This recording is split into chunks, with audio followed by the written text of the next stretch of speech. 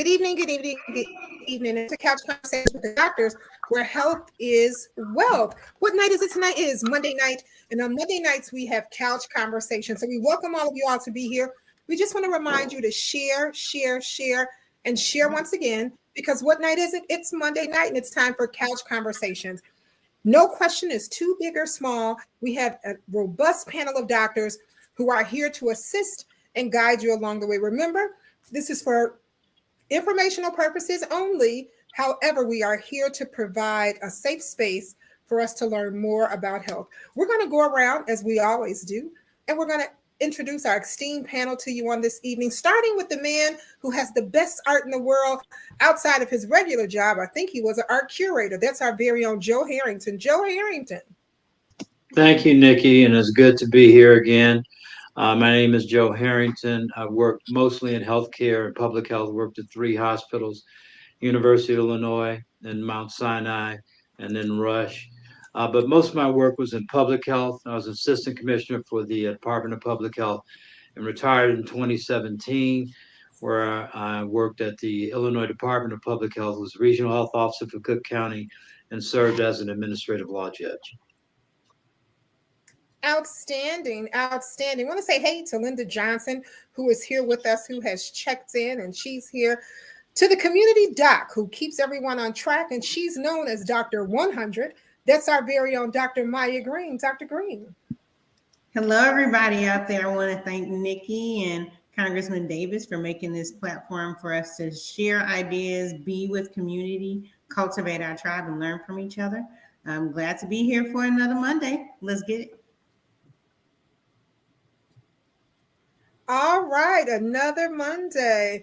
To the weight loss guru, the family practice medicine doctor who really thinks he's the Wolfgang Puck of medicine and of someone's kitchen. That's our very own Dr. Tony Hampton. Dr. Hampton? Thank you, Nikki. Always happy to be here. I am very inspired to help people focus on healing through lifestyle changes. I'll continue to do that until my last day. And I see wonderful miracles every day because of it. Happy to be here and looking forward to our discussion. Outstanding, outstanding. Virginia Knight is here with us, and she says, evening, everyone. Healthy, happy life. Thanks, Virginia, for stopping on by. You know, we have some guests here with us tonight. We're going to start with Tanya Nance. Tanya is a licensed cosmetologist. She's also a licensed cosmetology educator. And from what I hear, the big secret is she is now the greatest tattoo artist there is. Oh, cosmetic tattooing. Is that Tanya? Tanya, introduce yourself to everyone that's here.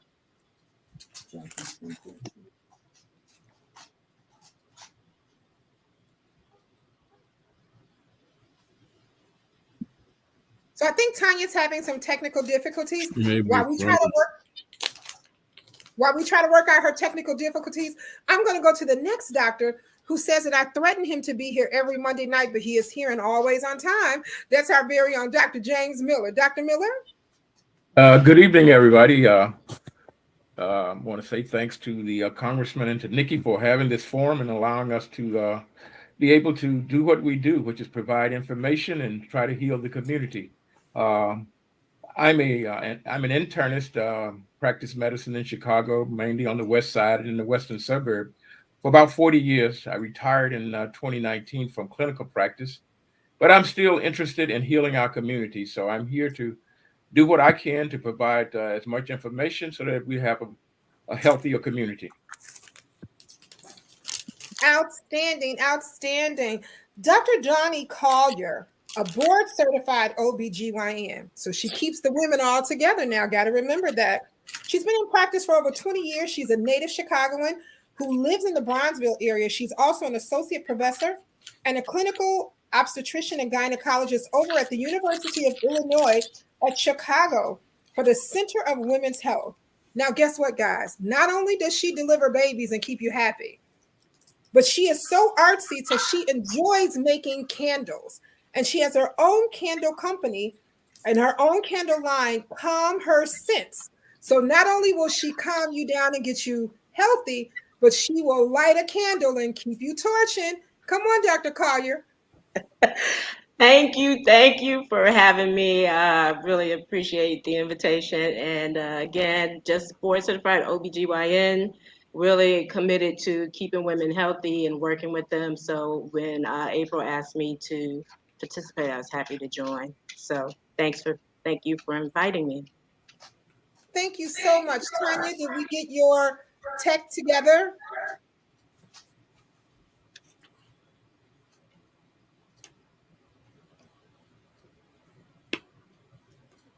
So, Tanya, we can't hear you. Check and make sure you're not muted.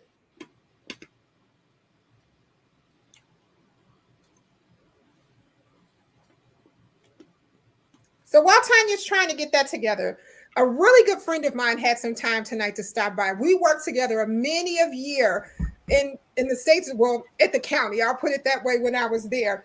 Want to say she's a Chicago native, a criminal justice and civil rights attorney who has been practicing law for over 23 years. Now, trust she only looks 22, but she's been doing this for over 23 years. She is a TV legal commentator who regularly appears on Court TV, News Nation, and also NBC News. She's currently voted the best lawyer of 2021 in the Chicago Reader. She serves as counsel for Wallace and Miller Law Firm here in Chicago. And guess what, guys? She is known for painting black art and acrylic on plywood. That's what she does in her spare time.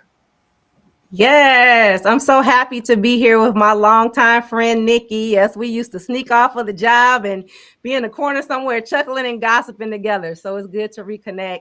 So thank you to her and thank you to the congressman for having us. So yes, I'm an attorney. My background is actually in criminal defense and in police misconduct cases. But today I'm wearing a different hat. And I am here on behalf of Wallace and Miller on behalf of a lawsuit that's been filed on behalf of Black women across the nation for the link between hair relaxers and endometrial cancer. So thanks again.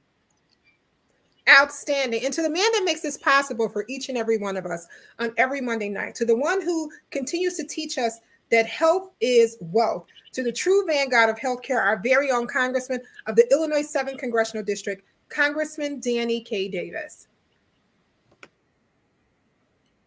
Well, let me thank all of our guests, all of our participants. This is a great week for healthcare for us. As a matter of fact, Nikki and I were over meeting with the president of West Suburban this morning, and that's a new entity that now has acquired that hospital along with Weiss, and we look forward to them providing great services and doing good things. Tomorrow, I think we're going to be at Insight Hospital as we celebrate the heart and as we celebrate Valentine's Day. We thought we'd put a little different twist on Valentine's Day. We're not sure what's going to happen in terms of health yet. As a matter of fact, we're not sure what's going to happen in terms of anything yet. But we do know that our colleagues on the other side of the fence or the other side of the aisle are talking some serious talk. They are talking about cutting Medicare and Medicaid. And to me, that's like sentencing some people to Oakwood and all of the rest of those cemeteries that are around in Chicago. So all of that really is health. I mean, there are components. One of the biggest issue areas, one of the biggest economic areas in our country, health is about 20% of the gross domestic product, which means most families are spending about 20% what they earn trying to provide for themselves health care. And so many analysts suggest that we spend more than any other countries, but we're not getting results that are the same or that are as good. There are many factors obviously contributing to that. So everything that we do becomes a part. I take the position that no matter what it is that providers do, when you get down to the bottom line, that each one of us have as much responsibility for our state of health as the physician community, that they can tell us what to do, they can suggest what to do, but if we don't do it, it's kind of like a song they used to sing at church: if I die and go to hell, it ain't nobody's fault but my own. And so in many instances, therefore, the information that we get from this expert group is very helpful. I want to thank you all for providing it. And Nikki, I think we are ready to roll. Outstanding. Well, I'm going to start with Dr. Collier. Dr. Collier, what is this link between hair relaxers, or because we have all been a slave to the creamy crack before.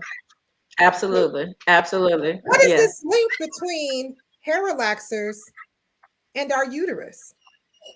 So they did a study that was really interesting because it was a long-term study. The study was looking at women who were using different products, and one of them that they looked at were the hair relaxers. And what's nice is that this was done over 10 years. So it was really important, the length of the time, because then you can really correlate and look at this, because we all know we don't get a relaxer one time and then that's it. We're usually getting it and we have it for years. So what they saw is the increase of uterine cancers that were found with women who had relaxers. So it's important to know that uterine cancer, the incidence is pretty low anyway. So I'd say it's about 1.6%, and that's kind of what they quoted in the research project that they did. With the study, they found that women with relaxers, their incidence of uterine cancer was 4%. So now we're still talking about a low level when you're talking about how it impacts the larger community. But the importance of the study is that that's a more than doubling. Even though it's a low number, you're talking about 1.6, and then you're talking about a little bit more than 2 times that amount of the people that were in that study were found to have uterine cancer. So that was why it was so impactful. Now, with uterine cancer, we find that women, they will present with symptoms most times. They will present with some type of abnormal bleeding.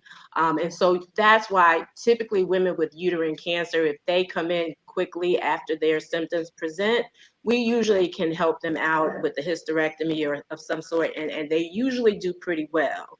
But it's still important to know that that link is there and that slight increase is there, because that will help women, maybe girls, maybe mothers, make a decision for something different if they say, hey, it's a small link, but it's still an increase. And so I don't want to put that on my daughter, because most of us, we get a relaxer when we're in grammar school, high school, and then you're just rolling with it. It's just a part of life.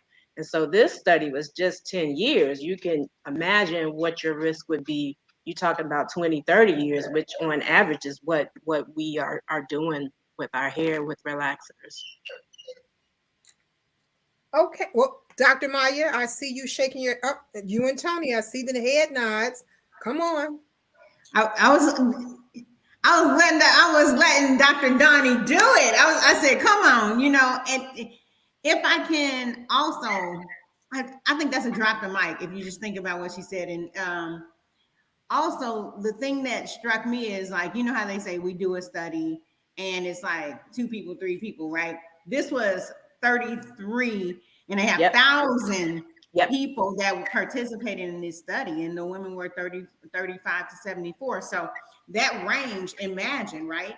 And then Dr. Donnie, they talked about how people who use it frequently. So I remember when I was younger, I was going every 6 to 8 weeks, right? Absolutely. So in Absolutely. the study, it's called a sister study. Um, in this study, they define frequent. So if I go 6 to 8 weeks, if I go every 8 weeks, that's every 2 months, that's 6 times a year, right? Right. In this study, if you used it more than 4 times in the previous year, Exactly. right, that was indicative of it. So keep on going, Dr. Donnie. That it just struck me. I'll go ahead and drop the study in the chat for the team while you just keep it rolling. Well, I really want others to also, weigh in on it, but that's why the study is important. Exactly what you said. Large number of women. So we're talking about 30,000 women. That's a huge number when you're looking at these studies, because those are some of the things that will make a study important versus something that we don't pay attention to. If you are saying that this happened in 20 women or 200 women, well, that's not really telling us anything, because it's not a large enough number, because you have to have enough number to prove that what happened is not a farce or just a fluke. So with 30,000 women and with the time frame that it did, even though, like we said, the incidence is small, it's still doubled. So that's why it's important to note that. And what I want to add, Dot, to the conversation is, high level, big picture. And the question is, why did this common product cause harm? And, we're exposed to environmental toxins, some of which is in our diet, some of which is in the air we breathe, and some of it is in the products we use, the toothpaste we use and things like that. And a lot of times we're just unaware. And so I've learned in my training that, your body's constantly trying to fight cancer. And if you give it the right food, it'll be able to fight back. But you're going to be exposed to toxins regardless. So the question is, you want to mitigate it. So one of the things that I want everybody to understand is that, and I've shared this before, the young lady who has polycystic ovarian syndrome is the same young lady who's going to end up with fibroids, is the same young lady who will end up with uterine cancer, is the same young lady who will have a higher risk for cardiovascular disease and stroke and dementia. And it's all the same disease, it's inflammation. So if we keep exposing ourselves to all of these inflammatory toxins, then we will have a higher risk of all of these things. The good news is, if we learn that these things are problematic, we can start to remove those things, and we can also start to eat the foods that won't cause inflammation. And we can maybe think about our stress level and our sleep and all the things that result in inflammation. I'm going to share the conscious gynecologist, since we're working with the gynecologist today. And she's someone I met when I spoke at the Symposium for Metabolic Health in San Diego. She lives in San Diego. And what I love about her, first of all, she's reaching the Latin American, Latinx community. And she spoke and talked about why poor metabolic health is why we get uterine cancer. And a lot of times, it should be obvious, because the inflammation that occurs in the blood vessels in the uterus are the same blood. You have blood vessels in your heart, in your brain, and it's all blood vessels. It's all the same pipe. So why wouldn't it affect the uterus? Why wouldn't it increase the risk for cancer? So I think these studies, like the doc suggested, are important, so we can start helping people connect the dots. The good thing is, most of the cure is to remove the toxin if possible and change your lifestyle. You don't have to take a special pill. You don't have to, do a procedure or surgery. You just have to understand that inflammation is why we get sick. And that's why I'm really happy that you're here. And again, if you have a family member who is having polycystic ovarian syndrome and things like that at a young age, they're on the way, potentially, to all of these conditions. And so instead of giving them metformin for PCOS only, we should teach our young people, no, stop eating all of that processed food. Stop eating all those seed oils. Start cooking at home. It's okay to cook at home. Air fryers, you don't have to be a master chef, as Nikki tried to call me. All you got to do is put it in the doggone air fryer. Google how long to do the pork chop or how long to do whatever it is, and then the air fryer take care of it. So I just wanted to add that so that we can think big picture. Why is this happening? We know why most people get sick. We just have to then use that information to then teach people about lifestyle. And that's what I want to add to the conversation. Yeah, I'd like to Come just on, chime in Dr. on one thing, one additional thing. That is that as we are in our communities faced with all kinds of different toxin, as well as products that we use for beautification, for various things, or what we eat. I think there's also that other aspect is that aspect of responsibilities of those that produce and put those things there for people to use. And did they do their research? Did they do their research so that the individual who decides or the desire to achieve whatever it is that the product is supposed to produce knows also the risk that they're taking, and that's something that not just for this product, but for as we've talked many times on this forum about the things that are there that are happening to especially in our community. We're put at risk of things because we don't have the information, as well as people have the information but does not share that information because they're concerned about their profit and not about people's health. And so I think we have to look at that particular aspect of it and be very aware and of that as we're talking about these issues as well. Well, we're talking about the issue. You are so right, Dr. Miller. I want to say hey to Dorothy Murphy that's here. She says, good evening, everyone. Is there an association with fibroid tumors? We're going to go right back and grab that question in a moment.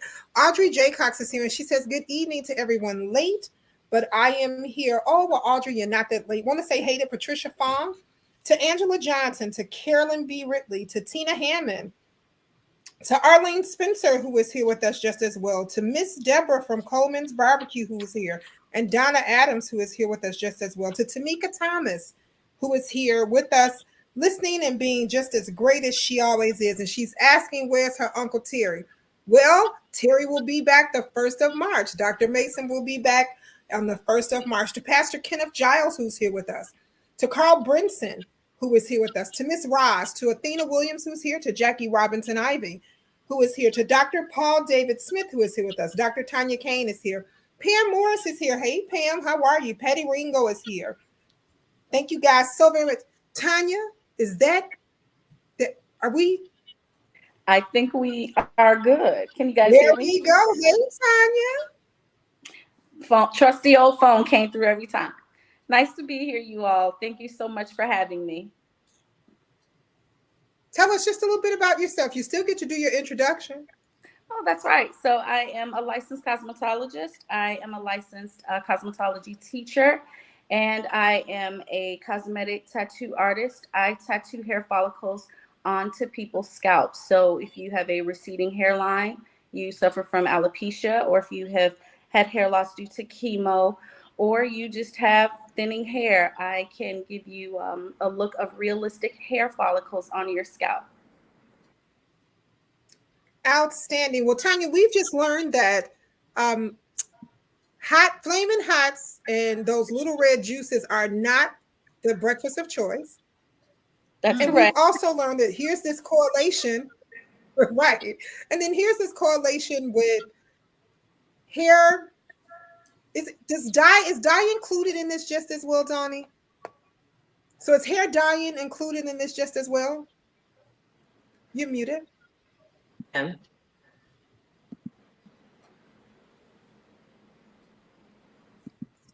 Try to unmute yourself. You're muted, Donnie.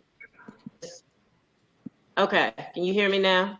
Okay. Yes. Looks like it's unmuted. When I was reading through it, it looked like they were mostly, this result was just with the relaxer. The dye wasn't necessarily part of that association. Okay, thanks so much. So with those relaxers, Tanya, how do you deal with your clients when they come in, when they are to the creamy crack? Well, I was a part of what I would like to call a movement to steer our clients away from relaxers. Probably in the early 2000s, I was probably in a rare percentage of hairstylists who transitioned their clientele from 100% relaxed to 100% natural. And after that, I had just gotten to a place where I wasn't even adding relaxers to my inventory. And I ended up with a lot of very happy clients, and the hair was healthy. The clients were healthy. So I did not use relaxers for like 20 years. I actually transitioned everyone out. Mm. Well, Tanya, where are you at? Because first of all, I'm trying to grow my natural hair. This is what this is what the community needs to know. I'm trying to grow my natural hair, number one. Number two, I'm a victim of the braids when I was growing up. So my edges is like struggling. So, where are these natural places we can find? So we can talk. We can definitely talk offline, but I am no longer practicing in Chicago. But as we all know, I'm a drive or a plane ride away. But with regard to your traction alopecia, a lot of African American women suffer from traction alopecia because we have always been in the habit of just beating our hair into and making it. She went. Did Tanya go out for everybody? Lost. Okay. Yeah. Okay. Yeah, So she's having a few I will say struggles. for me, what Tanya was saying is traction Pulled alopecia out. is Am I muted? okay. There you go. Okay. And so there are some people who are fortunate enough to get their hair back after traction hair loss, but then there are some people that hair is pulled so tightly that it's pulled from the root. And once that root is pulled back, there's permanent hair loss there. And just like Dr. Tony said, diet is paramount. What you put in is going to reflect on the outside. There are no magic potions. I mean, we're $1 billion plus industry. The beauty industry is. However, what they don't tell you is health is really wealth. So there are some good products out there, but I think in cooperation with your diet, you'll probably see some really good results. But yeah, we can definitely talk later offline about your situation. I think I can help. What about men? We like to have hair too. There is hope for men as well. And again, just like I was telling Dr. Maya, everything that you put into your body, it's going to reflect outside, whether you're putting in good things or bad things. That's kind of the result that you're going to get. Fresh fruits and vegetables, green foods, green powders, if you just can't stomach your green veggies, all your antioxidants, your amino acids, all of these things, men and women both can benefit from with regard to your hair. They're good products, but there's also this thing called genetics, which everyone likes to run from. There are certain things that are just hereditary, and unfortunately, some of these things are just going to happen, and we don't like them. But with regard to men, I do tattoo hair on men, so there's that. So there is hope for me and Dr. Miller. So we'll do the best. We are all just to get on the bus. I'm sorry, because the congressman said there's hope for him and Dr. Miller, and Tony pointed at his head. I was just talking to my barber. That's why let me say this out loud. I go to my attorney if I have a legal problem. I go to my beauty person if I have a hair problem, and so don't think that your hair professional is not well versed on this topic. And he said to me, I said, man, I'm having some issues. He said, well, what do you oil your hair with? And I'm like, oh, I haven't really been using oil lately. He was like, dude, your hair is like the grass. So if you don't fertilize it and water it and treat it with love, it's not going to grow. So I just think that we really need to get back to basic common sense. And although in our culture, using the products that make our hair straight, et cetera, are kind of commonplace, that doesn't mean we can't do a turnaround and start to educate and go in a different direction. So I was probably going to ask the same question Dr. Maya was, where you at? And we need to find out who's local, who can help provide. So maybe as you guys conversate and talk, maybe we can start to expose some of the people who are doing this work and then give people a chance to at least try it out. One question I do have is, when you see people trying, like let's just say you have a 40, 50, 60-year-old, there's probably a point of no return, but is there an age where it's very difficult to restore that hair loss? I think that depending on your genetics, we're right back to genetics. There are just some things that we're going to be predisposed to. Again, we can kind of prolong or push back those genetics or those hereditary factors with a proper diet. And then two, doing really good research, doing deep dives on the products that we use, actually turning the product bottle over, the container over, and looking at the ingredients. Whatever your first three ingredients are, that's what it is. If water is one of the first three ingredients, then you know you have a good soluble water-based product that's going to rinse out actually when you shampoo your hair. It's not going to be full of polymers that are going to stay in and clog your follicles. If oil is one of the first three ingredients, then you probably have an oil-based, product, and all oils aren't our friends. So it really does take for us to really research, ask questions, and not just buy things and use them and apply them to ourselves just because someone else said that it worked for them. Now, I do have a question about, it brings to mind how we got here. Because when this study came out, I think it came out in October of last year. And it wasn't that necessarily and Dr. Donnie, tell me if I read it correctly. It didn't sound like it was just something that was based on Black women. It's the fact that in this country, Black women are using relaxers more frequently, which also got me to thinking. I remember when I was younger, so I used to live in Nigeria. When I came from Nigeria, I don't recall having any, issues with my hair or, how my hair should look or anything, my skin, nothing. And I got here, it took me maybe, I can't remember, but it was a short time before I remember praying like, God, when I wake up in the morning, help me have straight hair and light skin, because I picked up very quickly that was what was the standard of beauty in this country. And you're looking at so I've been natural since I was 22, but that has been as a result of so then my aunts started taking me to get my perm and everything like that because I wanted straight hair. And then, but as a result of my mom, I had the mom that was on 87th and Toys R Us complaining because they ain't had no black dolls. I had the mom that was like, oh, no, ain't nothing wrong with your skin, and go up there and correct people. So after all the work that my parents put in, around me, and still, because there's the vertical transmission of what you get at home, there's a horizontal that you're going to get with your peers, right? So they used to call me African booty scratch and tell me my hair was ugly, everything like that. And it took till I was in college for me to be like, you know what? I am beautiful. I don't want this. I want, now some people may still want their hair straight. And Tanya, I know there's, even though people have natural hair, there's ways to get that look, there's ways people can still get that look and not have to put a relaxer in there. But also that brings to mind, how did we get here? Because representation really does matter. Well, I think that that's the question.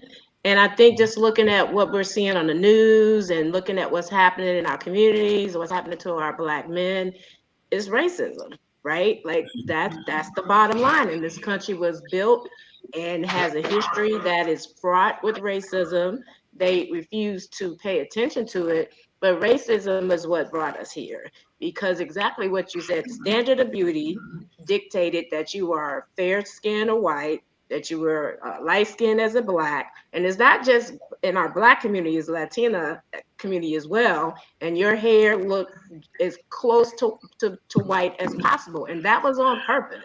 And I can tell you as a 70s baby, you think you got it then. It was definitely there back in the 70s, right? So you really had to work hard to be aware of your culture and to be alert and astute to what's really happening. And I'm sure April can kind of add to this, because we both went to a school that was full of political kids, but it was heavy then, right? Like it was heavy then. The popular people, the popular women of color looked a certain way, right? You went to Whitney Young? I was at Ignatius. Oh, And Ignatius. so we were in the minority in the first place, but then you definitely had stratified system of who was popular, who was, and it's just reflective of the community. The Black community is close to white as possible, but there are reasons for that. That gave you safety, right? Like we knew that Black people were getting beat down even back then. So it's not like there's no reason for that. Our safety, and we can still see it now. Our safety was why we were trying to assimilate, because we knew that Black men were being lynched. Businesses that were started were burned to the ground. We weren't allowed into certain schools. So it's not an accident that women were using relaxers to try to get their hair to look a certain way, right? And we weren't used to how to do our hair normal. Like we weren't used to working with coarse, kinky hair, and we didn't have products, and we didn't have combs, and we didn't have images that said you can come out the house with your hair looking like it naturally would look, and you should be accepted. That was not the case. So if there's no accident as to why we are here, we are still getting the ramifications of the racism in America, and Black women's head. That's just a one small, minute example of how it trickles down into and how we're infected. But you was Nikki, also if I could, you was at St. Ignatius. You said what?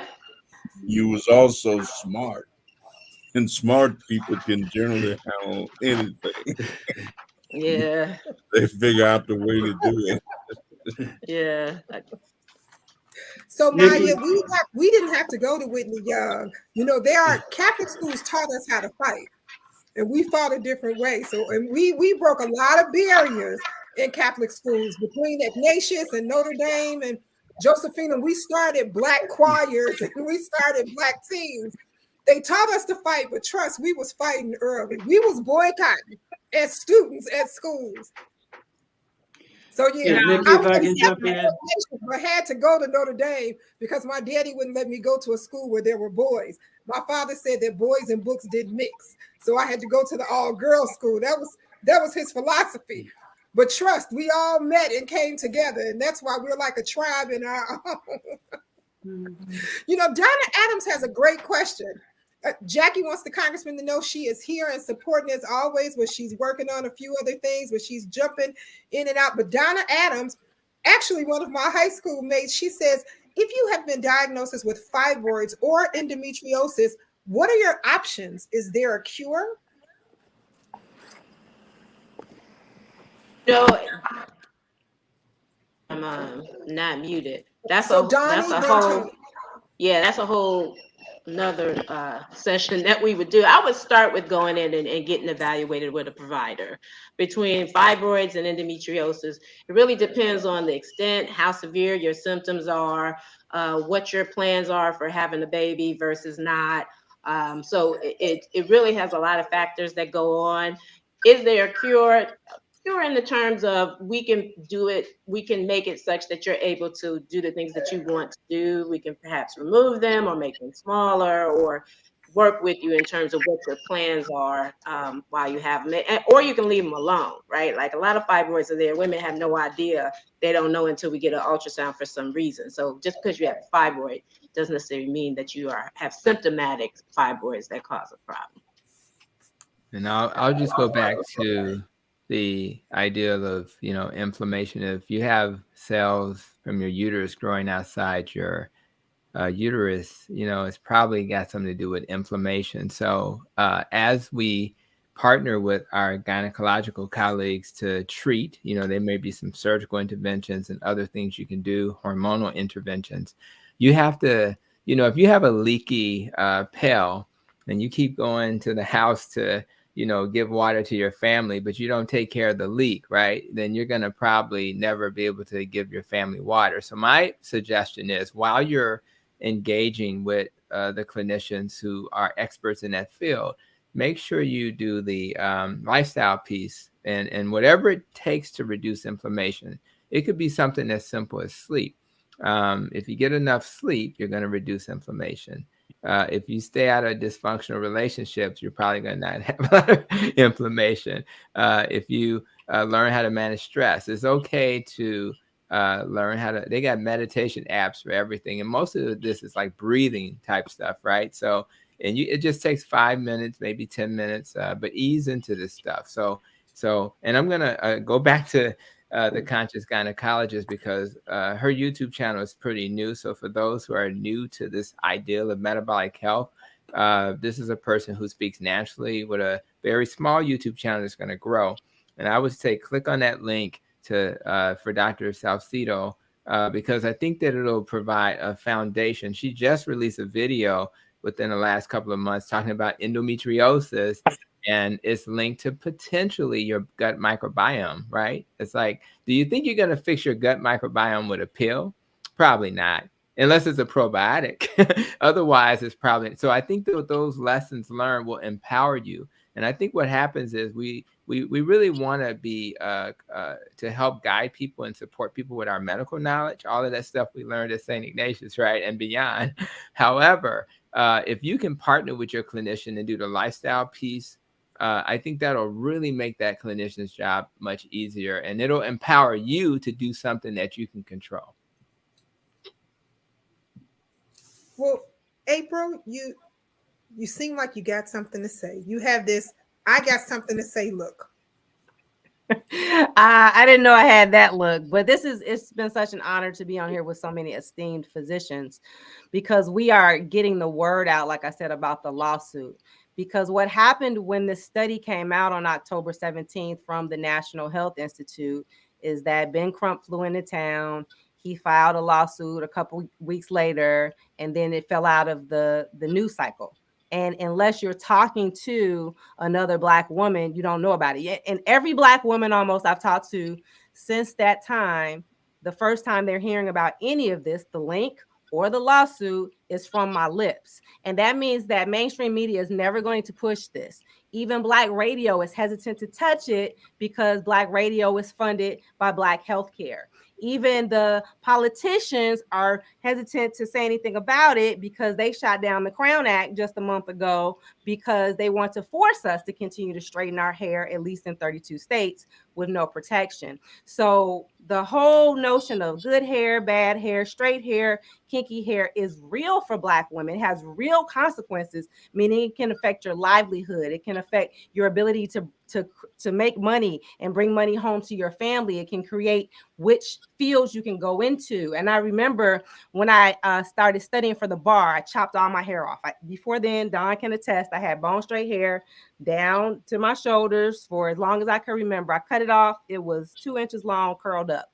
And my mother stayed in the bed for 2 days crying. And I thought that was so ridiculous. I just thought that was so silly. And literally, it wasn't until I started working on this lawsuit that I realized she was like, oh my God, my daughter has 2 degrees. I spent all this money sending her to Ignatius and Duke University and all these places. And this girl ain't going to get a job because it was a very real barrier. And it was a very real barrier in the courtrooms when every jury, I was rushing to get my hair straightened so that I wouldn't offend white jurors. So it's a very real consequence as a result, like Don said, of decades and decades and centuries of racism. And so now I think it's time for women to fight back. And that's why I'm excited about spreading the word and getting the word out to women to tell them, hey, if you had a relaxer in the past, whether it was for 5 years or 50 years, and you develop these symptoms later, you need to see if you're eligible to sue. So I'm asking women to go to hairrelaxerharm.com, hairrelaxerharm.com, and see if they can join the lawsuit, because I believe this will be historic, just like it was historic for Riri to be the first pregnant woman to ever perform at the Super Bowl yesterday. It is going to be historic, the number of Black women that join in this lawsuit. I believe it will be the largest mass tort lawsuit in U.S. history with Black female victims. And so this is not something we can sleep on. This is not something that we can wait for the mainstream media to get on board with, because apparently they're not going to. is for us to do a grassroots method. I'm sure the congressman knows all about grassroots methods, and start spreading the word of mouth to our loved ones. So one, they can get the care that Dawn talked about, and two, they can join in the lawsuit and hit back. And it's the way change often comes about. Yes. I often say that change is far more covert than it is overt. And if you deal with certain principles, my father taught us when I was a kid that if a drop of water continued to hit one spot, that ultimately it would create a hole in that spot. Just one drop, one drop, eventually. And so if you want change to occur, just keep pushing. Just keep pushing.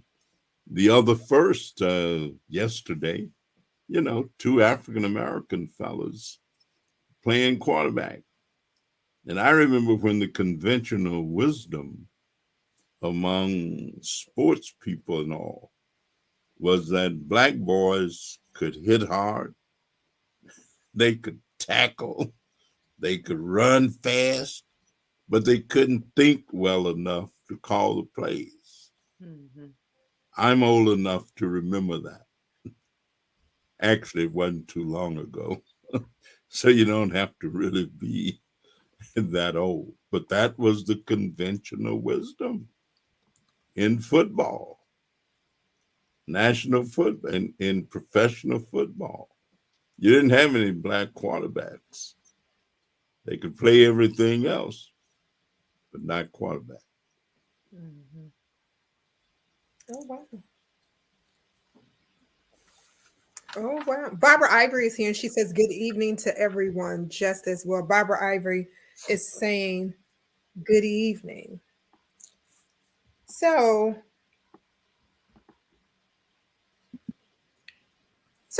yeah, Tanya, well, right before I ask Tanya this question, I want to go back to one of our comments, and I want to thank Virginia Knight, who's here with us. Virginia was a fabulous cosmetologist, and she probably did hair for about 30 or 40 years.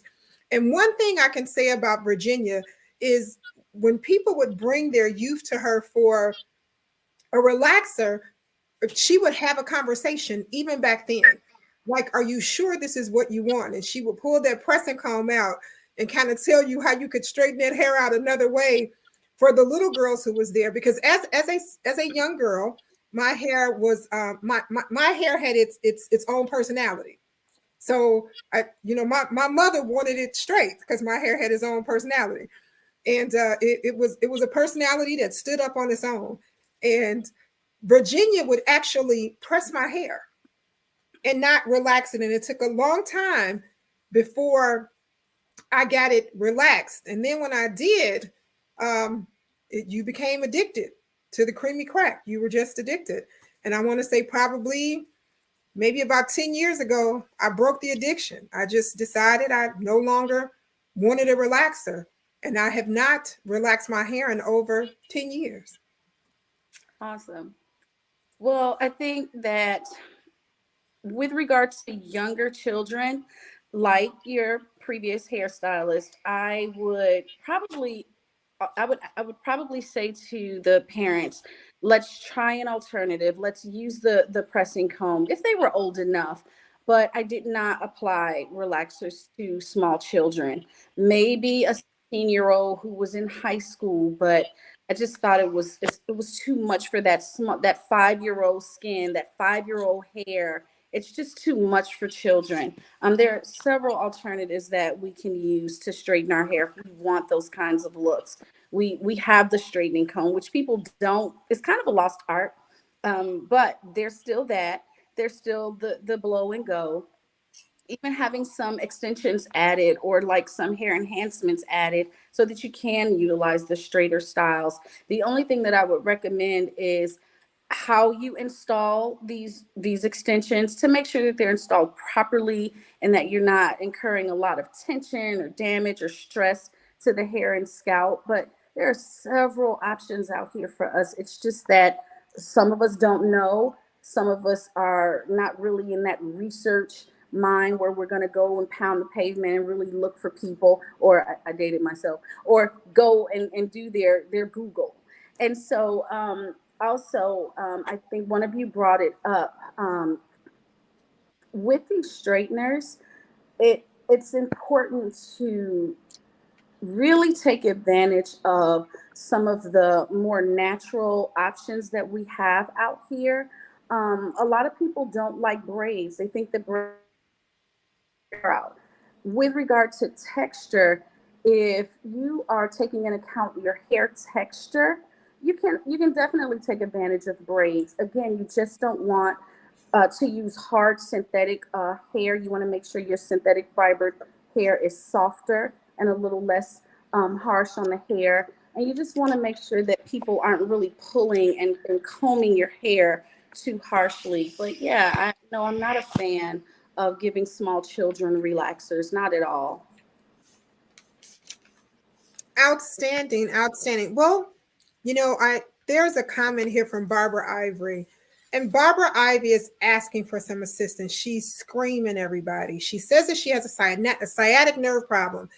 And if she sits for more than 2 to 3 hours, that she begins to have pain in this hip. She's done tons of things, from creams to a special seed to seeing a chiropractor weekly, and to no avail. She even talks about how she walks to try to strengthen the area, and she swims, but just no luck. Is there an easier way for her to get through this? I wouldn't say there's an easier way. The things that she's done so far are commendable. I do have a lot of respect for chiropractors because they do tend to think holistically. The question becomes, how much has he done so far? If you have a actual nerve issue that's structural, whether it's a disc that's not, that's pinching on a nerve, or some arthritic stuff going on. Some of these problems do require, like, I'm not anti-surgery procedures and medicine, right? I just want to make sure that she gets to the specialist and potentially a neurosurgeon, just to know, is this a problem that needs to be handled surgically? Sometimes you get that from the MRI. Sometimes you get that from the electromyogram that checks the nerves. If the nerves are just really dysfunctional and not working, she may become a surgical candidate.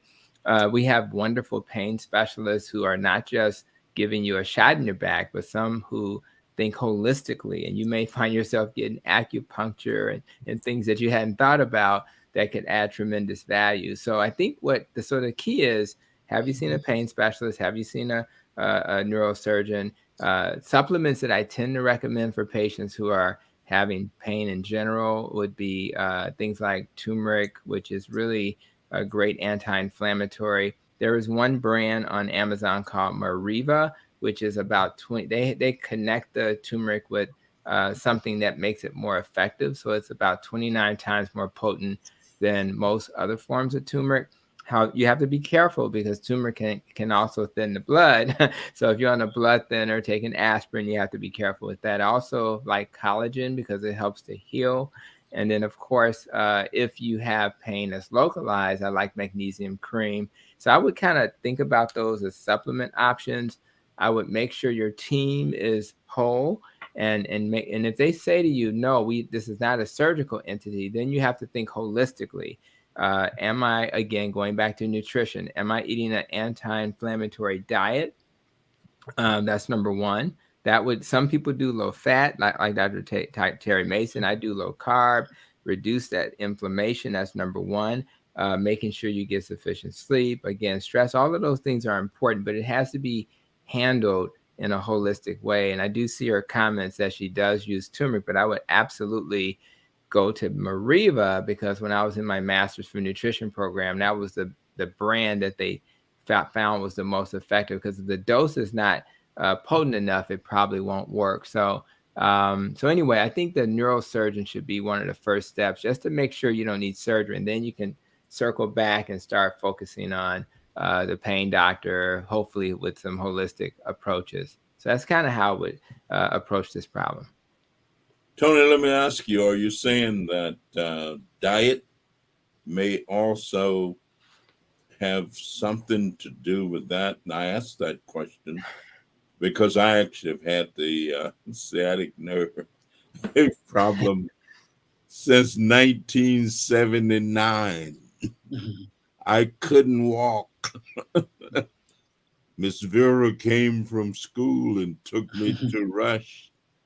We ended up going to Canada to St. Mary's Hospital. I got a treatment there, something called the Chimopapian treatment. And it, for the moment, but then they discovered that this treatment really wasn't supposed to do you any good. Anyway, the reason I went to Canada, it had not been approved by the Food and Drug Administration here, although they did subsequently approve it. Everything you mentioned, I've done. I've had every bit of it. I still have some difficulty. Yeah, it's and I'll be frank, we do have a little bit of an old Chevy in all of us, and there's so much miles you're going to put on the body. So I think, but I will say this, like I just shared in the show notes an interview I did on my podcast with Dr. Gurpreet Pata, who's in St. Louis, in the area where my kids are hanging out. And the title says, "Why Meds Procedure and Surgery May Not Be the Biggest Key to Fixing Your Pain." So what he's learned, he has certification in anesthesia, pain, and one other area. And what he found is that in order to really fix pain, you have to going back to inflammation. You have to reduce inflammation. So is it possible, if you see a structural problem, that structural problem can be fixed with eating avocado? No, that's not what we're saying. What we're saying is, if you remove inflammation from your body and you then do the other things that you've done, and if you add that to the equation, now you have a totality of things that may come together to give you the kind of relief that you deserve. But what he found in his practice is that all the procedures, blocking the nerve blocking, all the things that he did not work as well until we address the metabolic health of the patient. So that's I'll share that video. It's worth listening to. I did that about a year ago. And some of the most difficult cases that struggle with pain ends up in a clinician's hands who understands it. And he tries to create a holistic approach. The problem is our health systems are not designed to do that. The health systems are about procedures, surgeries, medicines, and good luck. And what we need to do is put our arms around people and say, okay, we're going to do those things, but we're also going to talk to the behavioral health person, make sure your mind's okay. And then we're also going to refer you to the nutrition person, make sure your nutrition's okay. And then we're going to also, so we got to do all of those things. And then you have the possibility, at the minimum, you're going to be so much better than you were, even if you still have a little pain you have to deal with. So that's kind of the angle I would take. I would try to see if there's that's why they have functional medicine doctors and other people who are beyond the scope of what we didn't learn nothing in medical school about how to heal people. We learned how to maintain disease. Let's keep it real. So if we then have other people who spend part of their career learning how to heal people, we need to partner with them, and maybe they'll identify areas that we hadn't thought about to help you to live better. Yeah, Nikki, I want to speak from personal experience. Sure. I did have surgery for sciatica. I had a spacer placed in my back. It was outpatient surgery. I went in and left the same day, walked in, walked out. There was compression between L4 and L5, and they placed a device that's called a Vertiflex in that area to open up the area. So there was no longer a problem. So there are things that can be done and work, but hopefully you don't have to get to that point. But there are some things that can be done to relieve that pain.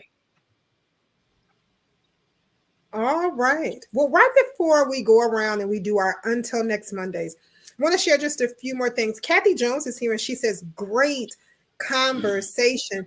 Daryl Denard sent a text and he wants to thank the congressman for this conversation. He talks about how African American women suffer with losing their crowns and the things that we do, and how he has dealt with it with friends and family that he knows. So he thanks the congressman for giving this informational about Black women and their crowns.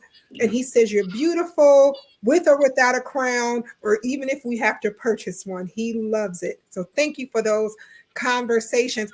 And right before we do our around the tables again, Kimberly Pierce is here. And hey, Kim, it's great to know that you're here with us. She has the last question of the evening. And I know that there are some other questions that are here, and we'll definitely get to those on next week. But Kimberly asks, she says, hello, how effective is metformin with reversing or treating diabetes? I'll comment. Diabetes is definitely one of my areas of expertise. Metformin is one of the better drugs, primarily because it doesn't make too much insulin. All the drugs that you hear about, metformin, Ozempic, Jardiance, all the drugs that don't increase insulin are considered miracle drugs. And so that's true that the drug is effective at not making too much insulin, not leading to inflammation, etc. But metformin does a couple of things. It decreases how much glucose comes from your liver, so you won't release as much. And for those who don't know, your liver actually makes glucose from the protein and fat, which is why carbs are not essential to life.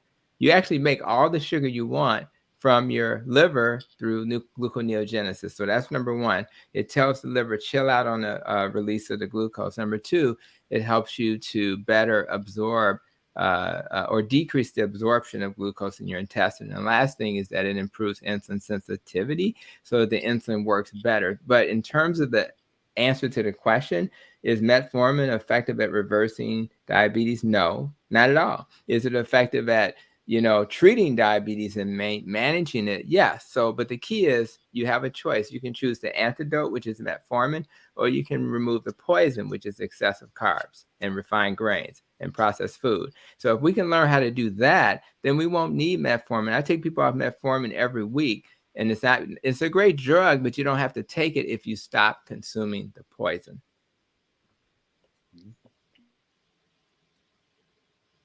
All right, Dr. Miller or Maya? Dr. Maya? Well, as I think more, I'm interested for my until next Monday. I'm interested in Attorney April.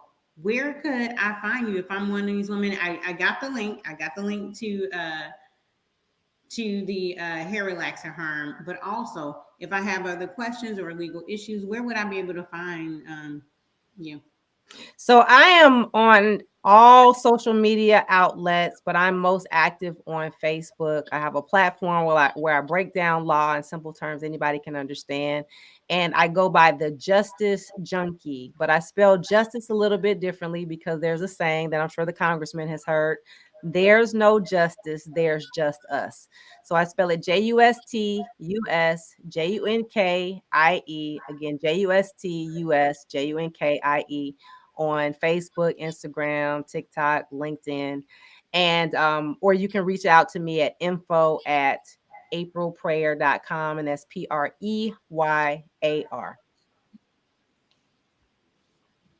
All right, that's mine. That's mine until next Monday, unless Dr. That's your until next Monday, Dr. 100. That's your until next Monday. Dr. Miller, your until next Monday. Well, again, I always say that information can change things. It can improve things if we utilize it. And as information is given tonight, information that's very important. So my until next Monday is let us use the information that we receive, that it can help us in whatever way that we need to be helped, even if you have not necessarily experienced uterine cancer. But use relaxer. Just be aware and be aware of what you may need, where you can find, what you can do if this turn up later in your life, because it doesn't necessarily have to be there today, but next year you may be experiencing these problems. So don't just don't ignore it simply because you don't have the problem currently. All right. Don't ignore it. Tanya, your until next Monday. What would you like to share that you want people to remember until next Monday? Well, until next Monday, I would like to say thank you guys so much for having me. This is my first community health talk. And I also would like to say that if there's anyone, Dr. Maya, who would like to talk to me, get hair advice, hair tips, you can reach me on Instagram at Lux Lab Pigmentation. And that's my until next Monday. Lux Oh, Lab. I have Oh, one yeah. thing. Dr. Tony, my husband really wants me to tell you hi. He is your former patient, Andrell Nance, and he's like, please tell Dr. Tony hi. So hi. Thank you. Appreciate that. I thought you was gonna say your husband went to Lane Tech because usually I get all these messages about we went to high school together. Right.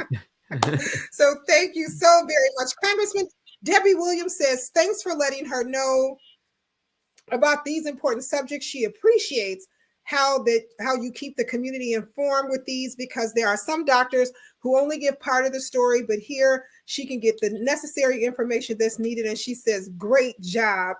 She also says, yes, we are the ones who need to implement and out of this information to get us to get greater, to be do-gooders, or to do better.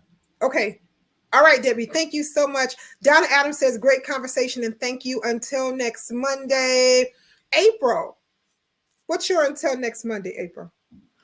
Well, until next Monday, I want Black women to take care of themselves, to make informed decisions about their bodies, about their hair, what they're putting on it, and to know that if they've been harmed, either by finding out later that they had fibroids and had surgery, they have endometrial cancer or ovarian cancer, that they should follow the link and hit back. And again, that's hairrelaxerharm.com.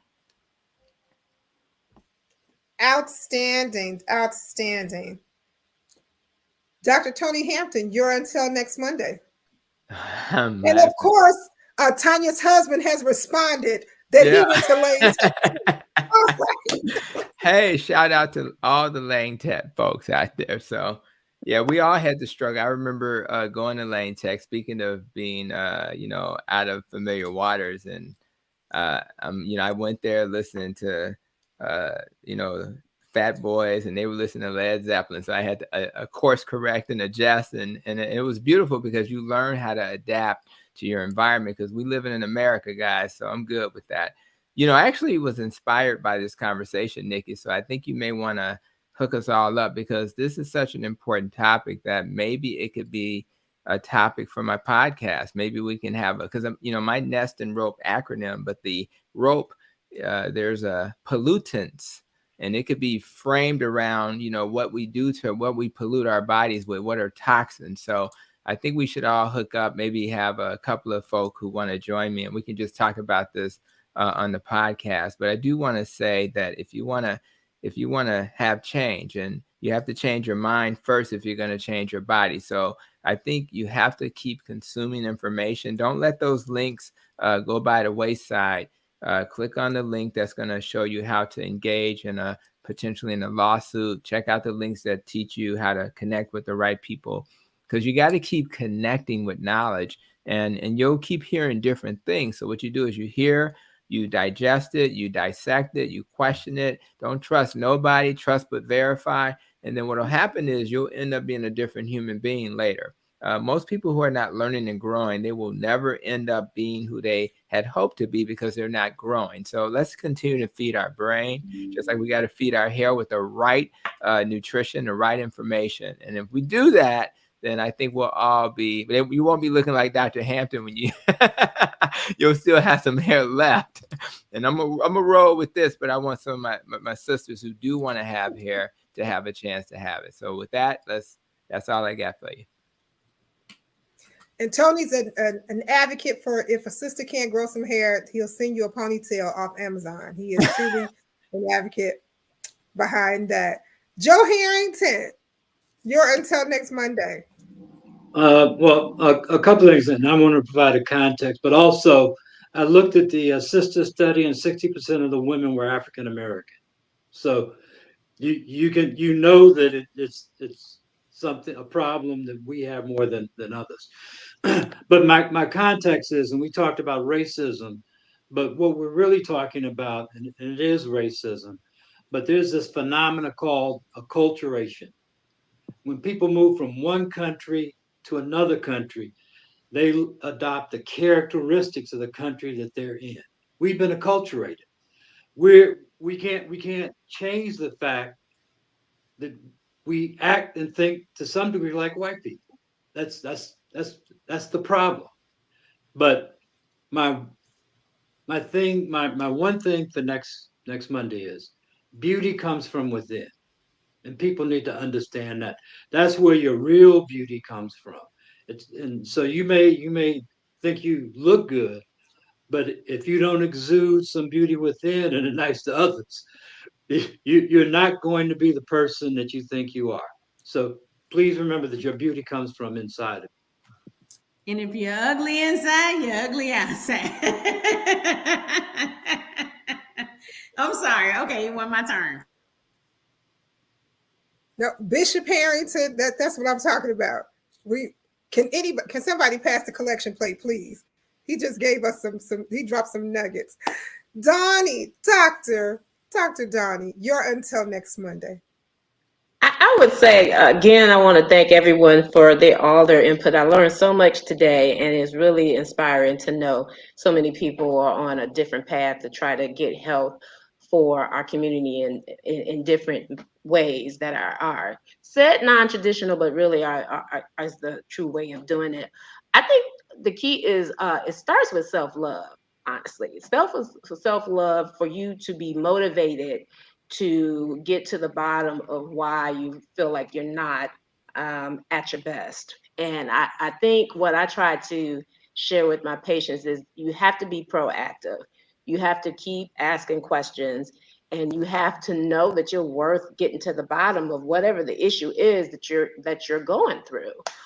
So I think those are some of the things that we want to kind of focus on, because the quality of your health, unless the quality of your health is proportional to the quality of how much you care and about yourself and how much you want to put into making sure you stay at your best. And that's the truth of what health really comes down to. Do you care about yourself and love yourself enough to go that extra step to keep yourself in check? So start with self-love, and then make sure you're surrounding yourself and get with people that can motivate you to do better for yourself.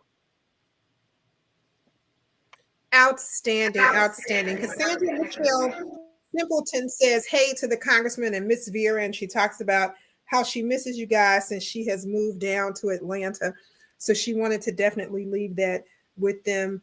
Miss Williams says, let the church say amen. And Miss King says, absolutely. Dr. Harrington, you were on target.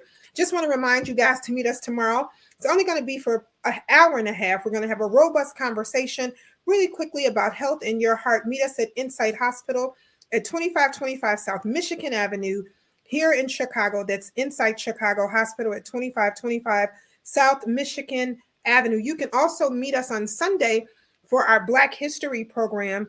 We'll be over at Pastor Johnny Henderson's church. And I know the congressman will have that address for you because I can't remember it right offhand right now. But know that you can join us over there for a great Black History program celebrating our own in our communities. Congressman, take us home. Well, you know what I'm most impressed with is listening to people kind of remember the high schools that they may have attended. And I wish we could get some more kids to go to Lane Tech, Whitney Young, St. Ignatius, De La Salle, and all of those great places that prepare people for advancement and movement and containment.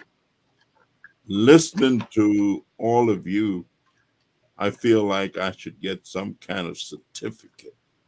I should, of completion, something for all the information that you have given. But I guess until next Monday, I want all of Chicagoans to know that voting is absolutely essential. And I want to urge everybody listening, everybody that comes in contact with anybody else, to remind them that major decisions get made. We actually need far more Black physicians than what we currently have. Only about 5%, I guess, of the physician population in America are African American. We need far more nurses than we currently have. And these are work opportunities that don't go overseas. I mean, it's pretty difficult to say that the jobs for doctors are overseas. No, there are plenty of patients right here, and there are plenty of need for nurses right here. And so we have a shortage in those areas, not to mention all of the other allied health areas and all of the technicians and all of these great opportunities to do meaningful work. So please vote between now and I know you have trouble making choices, because we got all these Black people running. There are 9 candidates for mayor. 7 of them are Black, African Americans. And so I'm not really campaigning at the moment, but I can tell you that there are many people who will vote on the basis of race and ethnicity, because there are people who believe that birds of a feather kind of stick together. I ain't never been in a chicken yard and saw chickens marching behind a turkey. I just never seen it. May happen. I'm sure it does sometime, but I've never experienced it. And I've been around a pretty good while. I've been in a lot of chicken yards. and, and and so there are just some things that people learn.